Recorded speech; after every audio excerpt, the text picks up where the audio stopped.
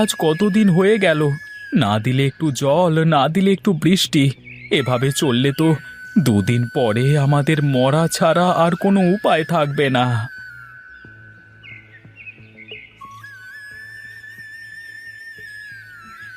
কিরে বিনোদ, এখানে একলা দাঁড়িয়ে কি করিস?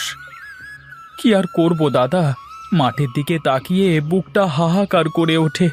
আগে কত ফসল হতো মাঠ ভরে, চারপাশে শুধু সবুজ আর সবুজ থাকতো। সবই ভাগ্য রে বিনোদ, সবই ভাগ্য। তোর আমার হাতে কিছুই নেই। কিন্তু দাদা, এই বিপদ থেকে কি উদ্ধারের কোনো উপায় নেই? উপায় আর কি? যতদিন না বৃষ্টি হয় ততদিন তো কিছুই বলা যাচ্ছে না। এদিকে এক এক করে তো গাঁয়ের সবাই গ্রাম ছেড়ে শহরে গিয়ে পাড়ি জমাচ্ছে। কিন্তু দাদা, শহরে গিয়েও তো এরা এই সুজলা সুফলা চিরসবুজ গ্রামকে পাবে না। তাহলে শহরে গিয়ে সবাই কি করবে? তুমি তো বয়স্ক, তুমি একটু সবাইকে বোঝাও। এখানে থেকেই বা কি করবে বল? সেই তো না খেয়েই মরতে হবে। যার যা মন খুশি করতে থাক, তবে আমি যাচ্ছি না। আমি আমার বাবার ভিটেমাটি ছেড়ে কোথাও যাব না। কি করব বল? ঘরে যে খাবার আছে তাতে তো হয়তো কদিন চলবে, কিন্তু তারপরে কি করে খাবো? কে দেবে খাবার? তুমি আমাদের সাথে থাকো দাদা, আমরা যা খাবো তোমাকেও তাই খাওয়াবো। তা বললে কি আর হয় রে বিনোদ? দেখ না, চারিদিকে কেমন খাঁ খাঁ করছে। সব কিছু শুকিয়ে মাটিগুলো সব ফেটে চৌচির হয়ে গেছে। কিন্তু দাদা, আমি তোমাকে কথা দিচ্ছি, আমি এই শুকনো কর্কশ জমিতেই আবার প্রাণ ফিরিয়ে আনবো। কিন্তু তাতে তো অনেক সময় লেগে যাবে। ততদিন তো বেঁচে থাকাই দায় হয়ে যাবে রে। এর থেকে বেশি কিছু তো আমার বলবারও নেই, করবারও নেই। কিন্তু তুমি চাইলে থেকে যেতে পারো। সে পরে দেখা যাবে। এখন চল, বাড়ির দিকে যাওয়া যাক।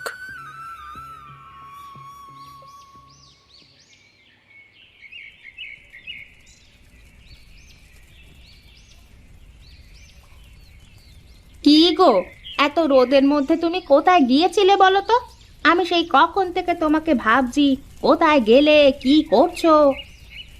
আমাকে নিয়ে তোমায় এত ভাবতে হবে না গিন্নি, তোমার তো এখনো রান্নার কাজই শেষ হয়নি দেখছি। তোমার আসতে দেরি দেখেই তো আমি ঢিলে মিলে করে রান্না করছি। আমার তো ভাত হয়ে গেছে সেই কখন। ঠিক আছে, তাহলে তাড়াতাড়ি আমার জন্য খাবার নিয়ে ঘরে এসো, খুব খিদে লেগেছে গো। তুমি কি এভাবেই খাবার খাবে নাকি? যাও, গোসল করে এসো।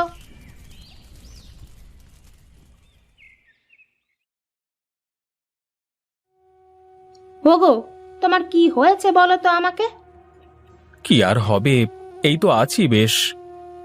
না, তোমাকে কদিন ধরে দেখছি কেমন যেন থাকো সব সময়, কম কম কথা বলো। বুঝলে গিন্নি, গাঁয়ের সবাই তো এক এক করে এই গ্রাম ছেড়ে শহরের দিকে পাড়ি জমাচ্ছে। চলো না, আমরাও সবকিছু বিক্রি করে দিয়ে শহরে চলে যাই। বলি, বিক্রি যে করবে কে কিনবে বলো দেখি? আর তুমি যেতে হয় যাও, আমি আমার বাপের ভিটে ছেড়ে কোথাও যাচ্ছি নে। তা যাবে কেন? এখানে পড়ে পড়ে মরতে তো পারবা। এটাই যে আমার শেষ ঠিকানা, কি করে এই ভিটে ছেড়ে যাই বলো তো গিন্নি? তুমি কেমন স্বার্থপরের মতো কথা বলে দিলে। ওই দেখো, খাওয়া বন্ধ করে দিলে কেন তুমি? খেতে ভালো লাগছে না, তুমি খেয়ে নাও, আমি গেলাম।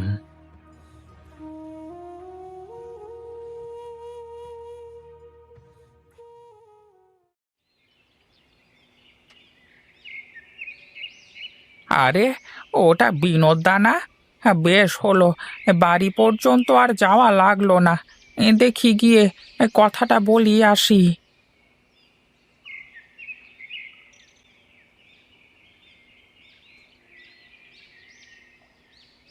কিরে রামু, কোথায় চললি এই রোদের মধ্যে? কোথায় আর যাব? যাওয়ার জায়গা কোথায় বলো তো আমার? দাদা, তোমার সাথে কিছু কথা বলতে এসেছি। বেশ তো, বল দেখি কি বলতে চাস শুনি। দাদা, ভাবছিলাম এই গ্রাম ছেড়ে চলে যাব। সবাই তো চলে যাচ্ছে, কিন্তু প্রতাপদার কথা শুনবার পর আর তো যেতে ইচ্ছে হচ্ছে না। যা না, এক এক করে তোরা সবাই চলে যা। আমি একাই থাকবো এখানে। জন্মেছে এই মাটিতে, আর মরবো এই মাটিতেই। কিন্তু দাদা, এখানে থাকতে হলে তো যে করি হোক আমাদের এই পানির ব্যবস্থা করতে হবে। আমিও তো সেই চিন্তাই করছি, কিন্তু কোনোভাবেই তো পারছি না কিছু খুঁজে বের করতে। দাদা, কিছু মনে না করলে একটা কথা বলবো? মনে করব কেন? এই বিপদের সময় কি এমন কিছু মনে করবার কথা বলতে পারবি তুই? আমি বলছিলাম কি, যদি একবার ওই পাশের পাহাড়ের তান্ত্রিকের কাছে গিয়ে ঘুরে আসতাম, উনি যদি কিছু উপায় বলে দিতে পারতেন। না না, ওই দুষ্ট তান্ত্রিকের কাছ থেকে কিছু শোনা আর না শোনা সমান কথা। তাহলে কি করে গায়ে একটু পানির ব্যবস্থা করা যায় বলো তুমি, যাতে আমরা এই গ্রামে থেকে যেতে পারি? তোকে কিছুই ভাবতে হবে না। তুই এক কাজ কর, তুই এখন বাড়িতে যা। ও বেলায় আয়, তারপর দেখি কি করা যায়।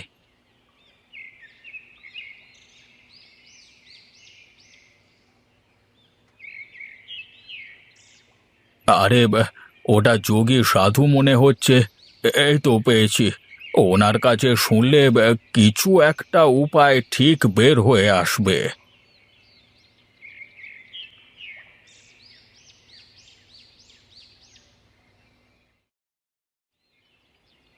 ওহ, এতটা পথ হেঁটে আসলাম, কিন্তু একটু শীতল বাতাসের সন্ধান পেলাম না। চারপাশটা তো দেখি মরুভূমি হয়ে গেছে। সাধু বাবা। কে তুমি বৎস?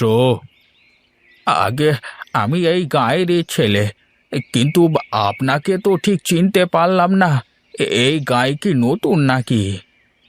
আরে না না, আমি এই গাঁয়ের কেউ নয়। আমি তো একজন মৌনী যোগী। আমি বনে বাজারে ঘুরে বেড়াই। গ্রাম থেকে গ্রাম, শহর থেকে শহর, বন জঙ্গল, এখানেই আমার স্থান। অত জায়গা ছেড়ে এই মরুভূমির গায়ে কি জন্য এসেছেন আপনি? আমি তো জানতাম না যে এই গায়ের এই অবস্থা। কেন, জানলে বুঝি আসতেন না এইখানে, তাই না? না বাবা, ঠিক তা নয়, কিন্তু আমার বড্ড তেষ্টা পেয়েছে। যদি তুমি আমার তেষ্টা মেটাতে পারো তবে আমি তোমাকে সাহায্য করতে পারবো। বেশ বেশ, তাহলে চলুন আমার সাথে।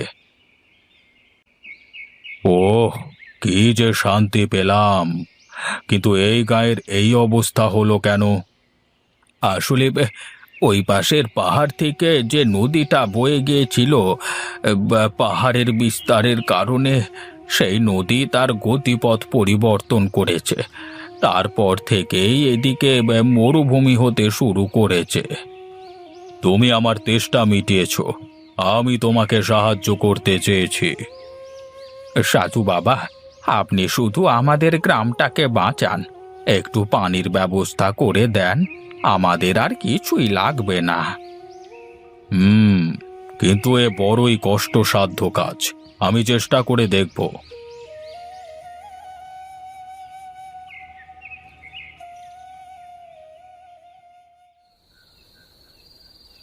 এত রাতে এই শুকনো পুকুরে আমরা কি জন্য এসেছি দাদা?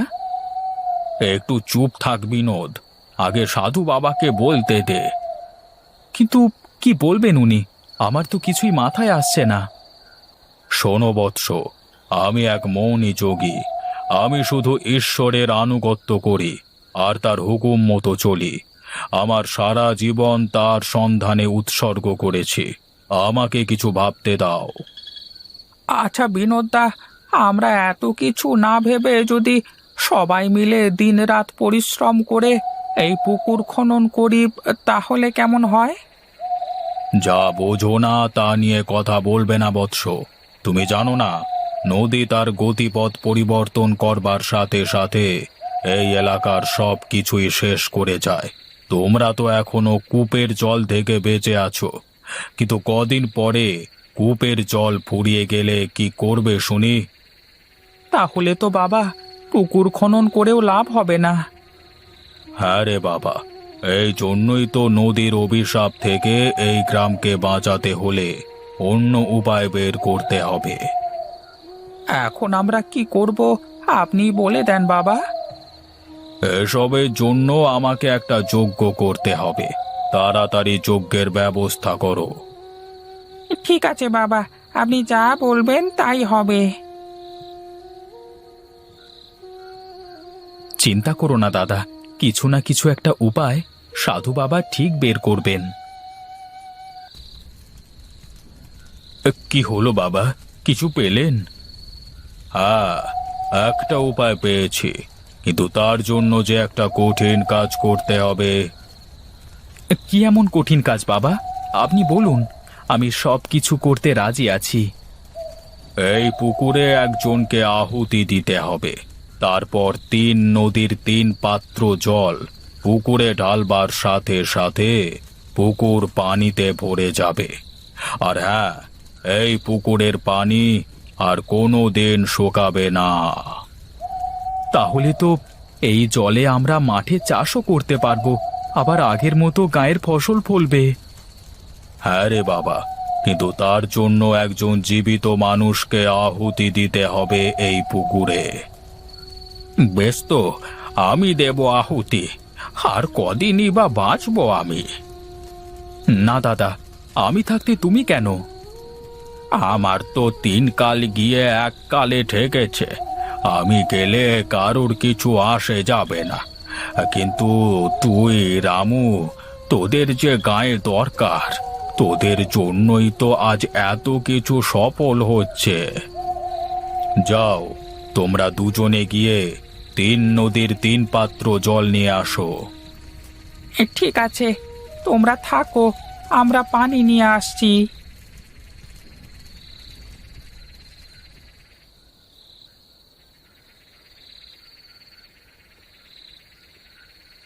আরে হরিদা, তুমি? আমি তোমাদের সব কথা শুনেছি প্রতাপ। দেখো, আমার তো বয়স হয়েছে, আর হয়তো কদিন বাঁচব, তাই আমি যদি আহুতি দিই তাহলে কি তোমাদের কোনো সমস্যা আছে? একেই বলে মানুষ মানুষের তরে, জীবন জীবনের তরে। এক গ্রামকে বাঁচাতে গ্রামের কত মানুষ আজ নিজেকে আহুতি দিতে রাজি। দিনে দিনে এ গায়ের প্রতি অনেক ঋণী হয়েছি। এখন যদি সেই ঋণ শোধের উপায় পেয়ে যাই তাহলে তো আমার থেকে খুশি আর কেউ হবে না।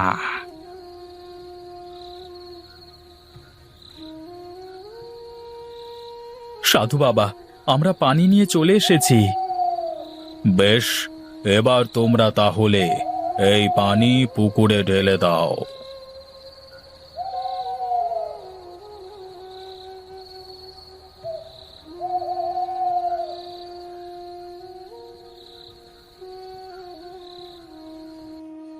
বেশ, এবার এই পুকুরের পানি আর কোনোদিন শুকাবে না, আর তোমাদের এই গ্রামও ছাড়া লাগবে না। কিন্তু সাধু বাবা, 3 রঙের পানিতে কি কোনো সমস্যা হবে? না রে পাগল, এই 3 রঙের পানি দেখতে এমন 3 রঙেরই থাকবে, কিন্তু যখন কোনো কাজে ব্যবহার করবি তখন দেখবি আবার পানির মতোই দেখা যাবে। তাহলে তো এবার সব সমস্যার সমাধান হয়ে গেল। এই পানি দিয়ে এখন আমরা জমিতে চাষও করতে পারবো। হ্যাঁ, তোমাদের যা মন চায় তাই